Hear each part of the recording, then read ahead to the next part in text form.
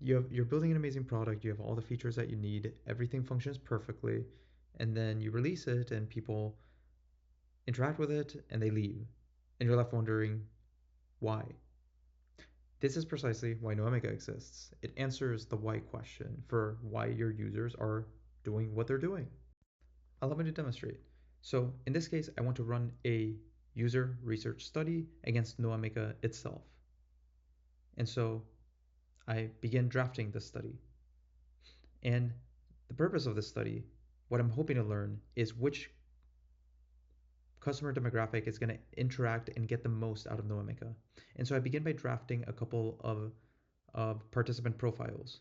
These participants range from user experience designers to executives, and they're all using noemica for the same purpose of testing the same product, which makes for a controlled experiment bound to give me meaningful signals of which user demographics are going to get the most out of noemica. And so I launched the study. Then each persona is going to interact with the website, trying to achieve their goals. But they're not going to be interacting homogeneously. They're going to be interacting guided by their backgrounds. And so, as you can see, they had different experiences. Some churned, some reached their goal, some reached max turns.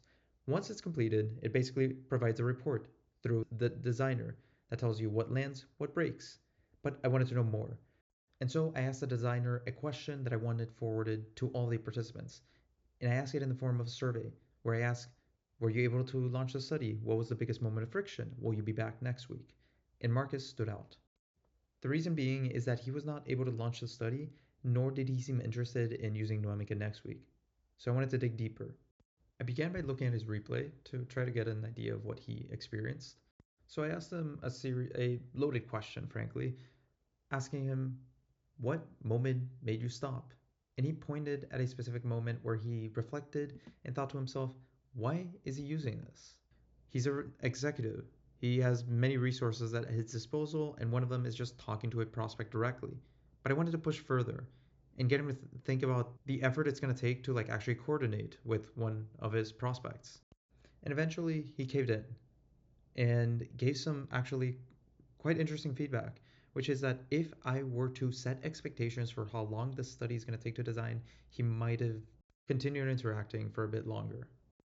This fantastic insight came from interacting with a participant for no longer than 5 minutes, something that would otherwise be hard earned after days and even weeks of coordinating and analysis. This is what you can get from using Noemica, answers to why users are doing what they're doing and feeling what they're feeling.